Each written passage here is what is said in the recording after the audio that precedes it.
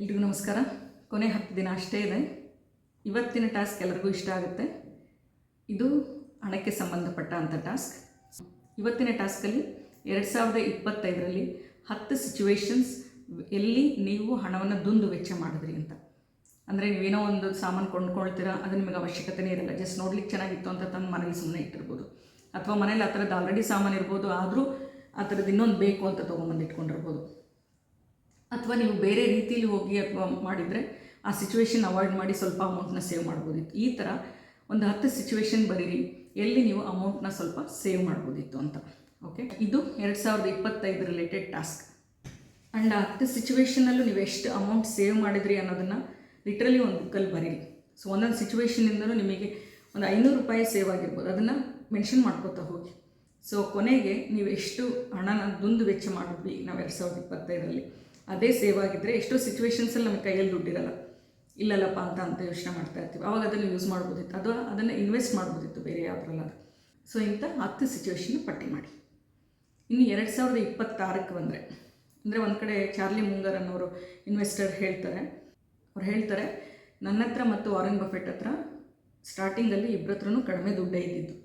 ನಾವು ಕಡಿಮೆ ಖರ್ಚು ಮಾಡ್ತಾಯಿದ್ವಿ, ಉಳಿದಿರೋ ಅಂಥ ದುಡ್ಡನ್ನು ಇನ್ವೆಸ್ಟ್ ಮಾಡ್ತಾಯಿದ್ವಿ, ಮತ್ತು ಭಾಳ ವರ್ಷ ಬದುಕಿದ್ದೀವಿ.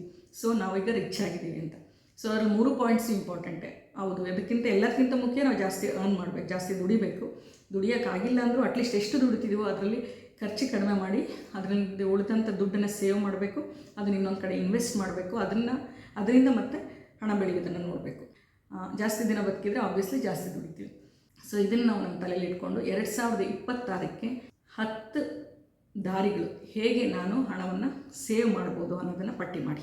ಫಾರ್ ಎಕ್ಸಾಂಪಲ್, ನಾನು ಅನ್ನೆಸೆಸರಿ ಬಟ್ಟೆ ತೊಗೊಳಲ್ಲ, ಈ ಹಬ್ಬಕ್ಕೆ ಇಷ್ಟು ಬಟ್ಟೆ ಅಷ್ಟೇ.